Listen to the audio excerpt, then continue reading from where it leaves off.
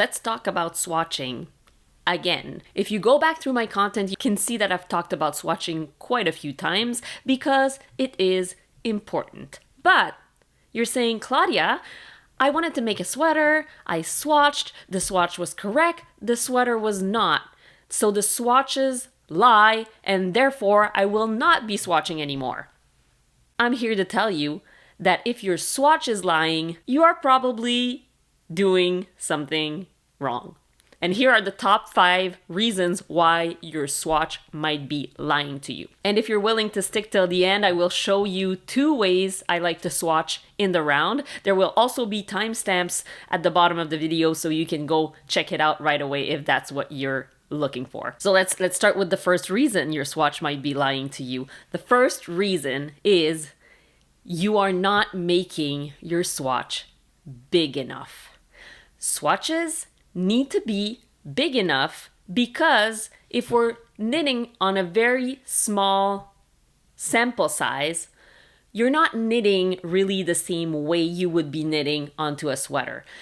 Your hands, the yarn, the needles need to kind of get into a rhythm, into a groove to know that this is how I feel comfortable with those tools, and this is what the result will be. A lot of people notice that the more they knit on something, at some point their tension relaxes. Your tension relaxes because you get comfortable. You get comfortable with your knitting needle, your yarn, and just the pattern you're making, and so you have less stress and you relax. So you need to let that happen when you're swatching. If you're swatching this tiny little thing, you won't get the feel that you need to recreate exactly what you're going to do on a sweater or a bigger project. If you make the swatch really small, you're also going to have to measure very small. And some people say, yeah, but if it says that I need 21 stitches per 4 inches, can't I just knit, to measure 1 inch and multiply that by 4? Technically, yes, but it's not going to give you a very accurate measurement. When I measure my swatch on 4 inches, I will measure it on a full 4 inches and I will count all the stitches that fit into that 4 inches. So if in that 4 inches I get, 21 stitches and a quarter, that quarter might be important. And when you're measuring on 1 inch, that quarter won't be obvious because a 16th is not something that you might see with the naked eye, but a quarter, you might see it. Understand what I mean? Also, on a bigger swatch, what I like to do is measure multiple times. So I'll measure closer to the cast on edge and see how tight I was, then in the middle, then at the end, and see if my tension kind of varied along the way. So it helps me know what my tendencies are. Also, obviously, the stitches closer to the side of your swatch will have different tension. So those stitches don't count. You cannot measure those stitches. You absolutely have to measure towards the middle of that swatch at different points. So make sure to make a swatch that is bigger than 4 inches both ways. Do a good 6 inches. What I like to do when I cast on for a swatch is look at how many stitches I need per 4 inches, and then I multiply that by 1.5. I'm talking about inches, but obviously 10 centimeters, same thing. So if I need 21 stitches per 10 centimeters, I will cast on 21 times 1.5. So I'll cast on at least 32 stitches to make sure that I get my full size swatch. And then I'll knit more rows, obviously also by 1.5 at least. Yes, it takes a little bit more time, not that much, but the result is worth it. Reason number 2 your swatch might be lying is if you use different needles than what you're going to use for your project. And when I say different needles, yes, I'm talking about all the things that might make them different. Using a different material of needle, like a wood versus metal, and things like that might be the most obvious, because if you're using a wood needle to swatch and then you're using a metal needle to knit your garment, obviously it might not give you the same result. But also brands. Just because a needle is said to be a 4mm needle does not mean that every 4mm needle is exactly 4mm, and so maybe one is a little smaller and the other one is a little bit bigger, and in the end, from a brand to another, there might be a little bit of discrepancy that might affect your result. So use the needle that you're gonna use for your project. Number 3 is putting a border on your swatch. We've all seen those swatches. I've made them so many times because they look better. When people swatch, oftentimes they will do a garter stitch edge all around it. They'll do maybe 6 rows of garter stitch on at the bottom. They'll do 3 stitches on either side of the swatch in garter stitch and then another 6 rows. And it frames everything really nicely.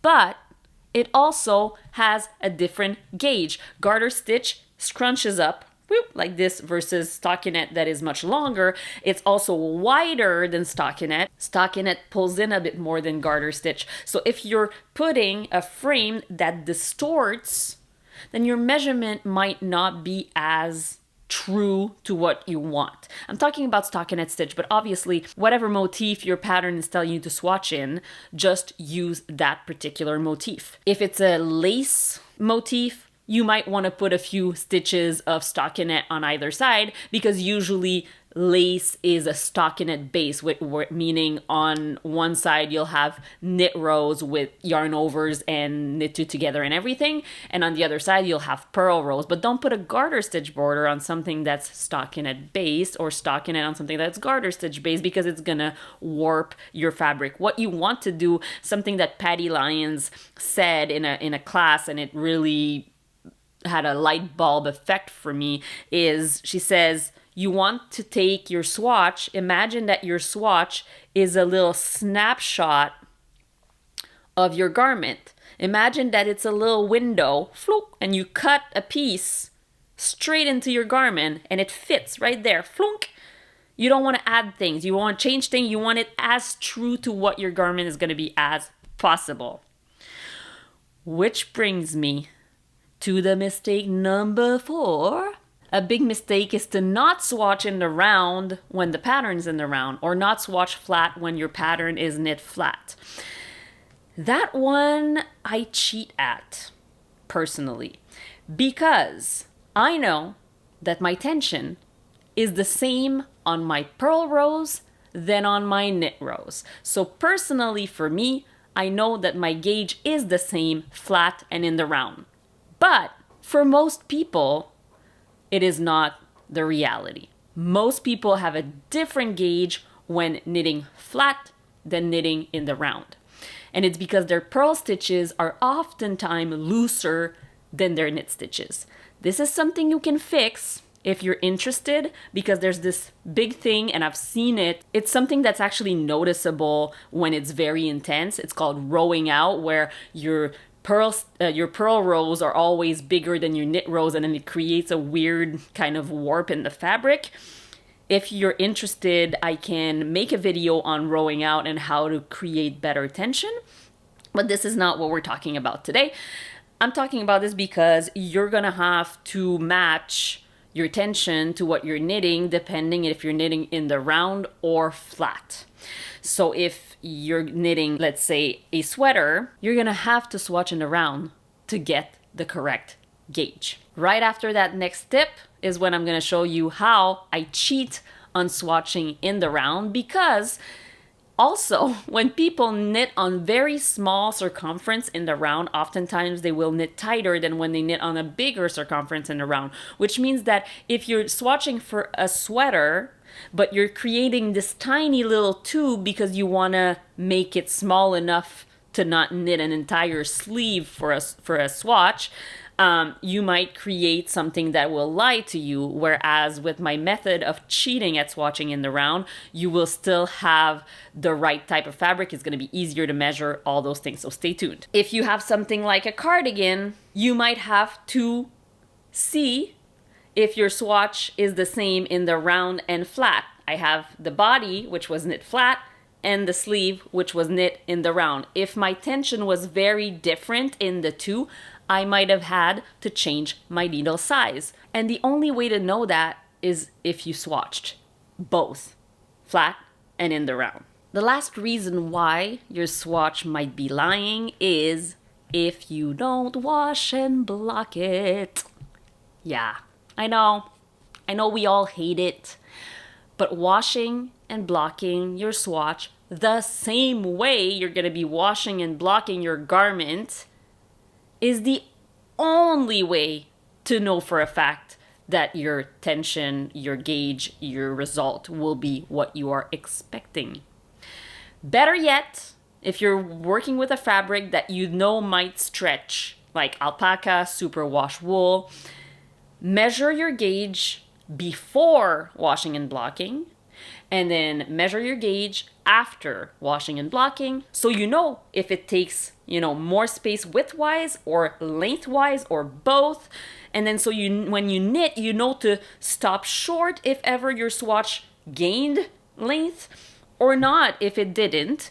You really, really, really cannot know how your fabric is going to behave if you don't wash and block your swatch. And yes, even if you wash and block your swatch, you can reuse that yarn. What I usually do is I wash and block my swatch, I knit my sweater, and if I have the need for the extra yarn that's in the swatch, then I'll unravel it. But if not, I'll keep it. It's a nice little reminder of all the projects I've made that I keep in a bag. Maybe one day I'll make a quilt blanket out of it. I don't know, but I just have them and they make me feel happy to pull out my swatches every once in a while. Those are my 5 tips. There might be more. I know there are more, for sure. Tell me, are there mistakes that you think people make when they're swatching that I haven't mentioned? Or maybe tell me which ones you are guilty of. That being said, I will show you 2 ways of swatching in the round that actually feels like swatching flat but gives you the in the round result. I hope one of those 2 methods is gonna bring back the joy of swatching in the round for you, because it is quite annoying to have to swatch tiny little tubes that lie. Here's the first type of swatch we're gonna be making.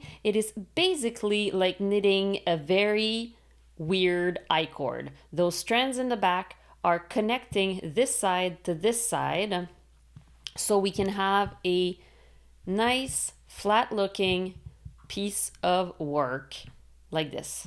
So I've already started with 35 stitches. I just used my regular long tail cast on. Make sure you make it loose enough, don't make it super tight. You can also use any kind of other cast on that you like, just make it not too tight, because obviously the tighter it is, the more it's going to pull in the rest of the fabric. And now I'm working on my circular needles, and instead of turning my work and start to work or trying to do magic loop, I'm going to take all those stitches and basically slide them to the other side as if I were working an I-cord. Now, the really important part for this swatch, for it to work, is to keep the back, that strand that goes all the way to the other side, very, very loose. Yes, it takes more yarn, but if you're making it loose enough, it means that you don't have to cut that yarn in the back. So in the end, if you need to reuse this yarn at the end of your project, you can. So I'm here, I'm gonna start knitting. What I like to do is make sure at the beginning that I stretch my fabric a little bit so I know approximately how long of a float basically I need to keep in the back. And I'm gonna keep it loose in the back. See, I have extra space here. Now I can kind of scooch my fabric down, and I'm gonna start knitting from this loose piece of yarn. So it's a little bit funky at first. I'm gonna tack it down, the part that's attached to my work here. I'm gonna tack it down with my fingers, and then I'm gonna start knitting. And those first stitches are gonna become very loose. It's normal, don't worry about it. We're gonna fix it later. But anyway, your swatch should be big enough that you don't have to measure those very tight stitches on the edge. So I'm gonna keep knitting all the way to the end, and I'm gonna show you how I do it again, English style, and then I'll also show you how I do it continental style.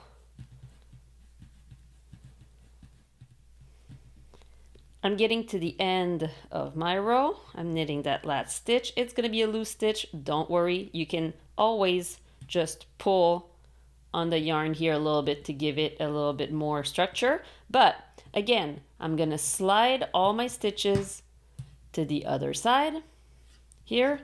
And then I have this yarn here that's kind of a good place to measure. So what I like to do is put my hand in that loop so I can measure how much yarn I need to go across. So now I know I have the right amount of yarn, not too short. Again, I'm gonna tack this down with my left hand, enter the stitch, and make sure that I start knitting with the piece that is attached to the ball here. And really, that's all there is to it. Getting to the end, pulling a little bit on that yarn to keep those stitches tidy. Bring it to the other side.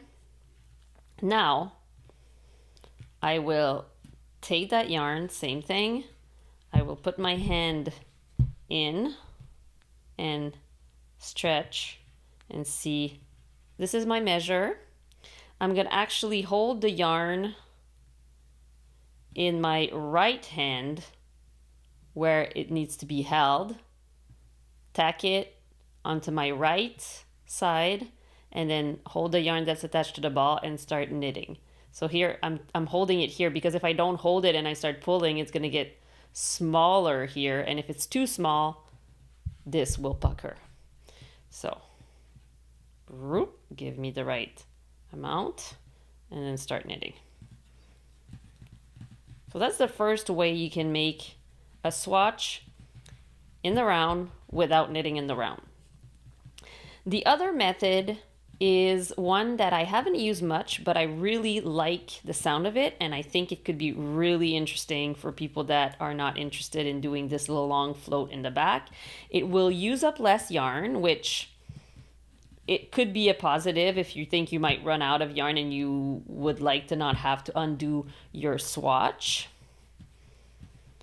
What we're gonna do for the second method is when you get to the end of one row, you're going to take that yarn and measure at least 3 times your width, because you need approximately 3 times the width of a piece of work in order to knit it. So I'm gonna measure 3 times the width of my fabric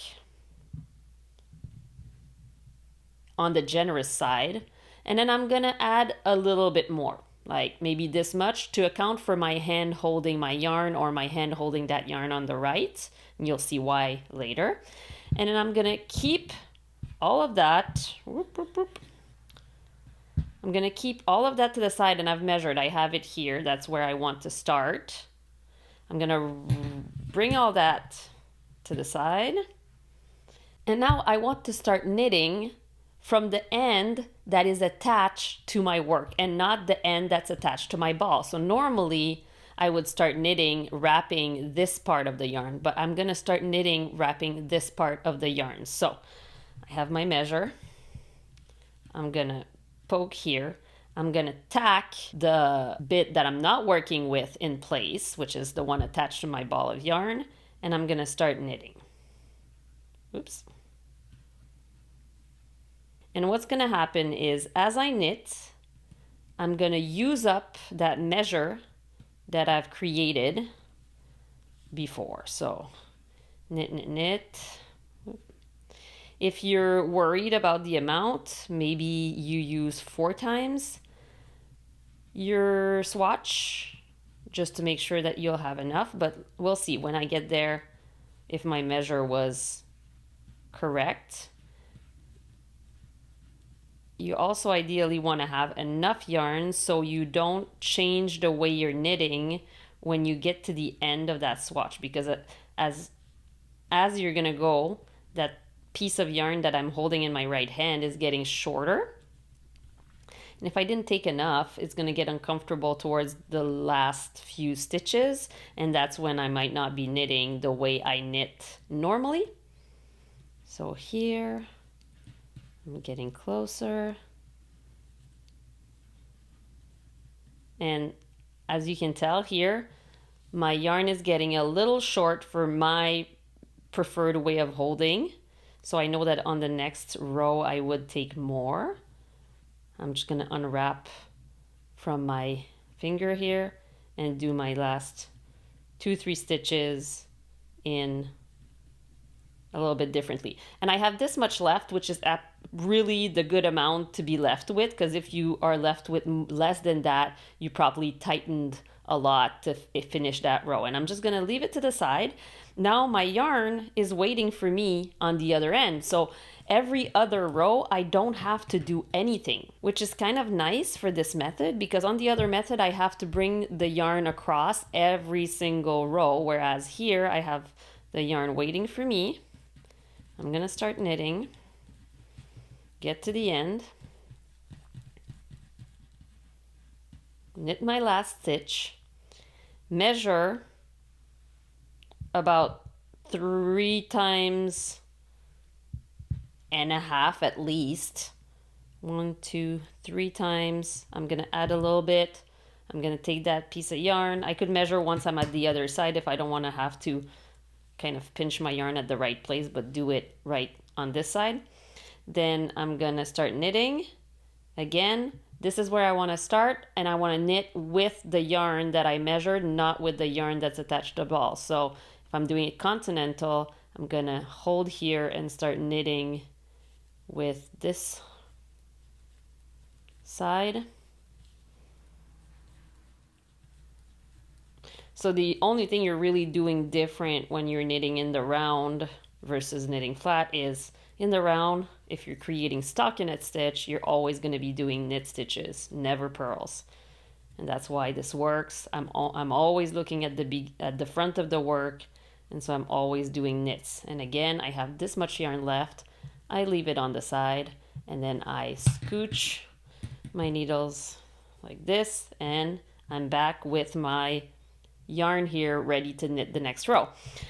So those two methods are very helpful. The first one creates loose stitches on both sides, but like you can tell here, it's not the end of the world. I'm getting loose stitches here, but I'm not gonna count those. If they really bother you, you could go and at the end of your swatching, just tighten up every single strand.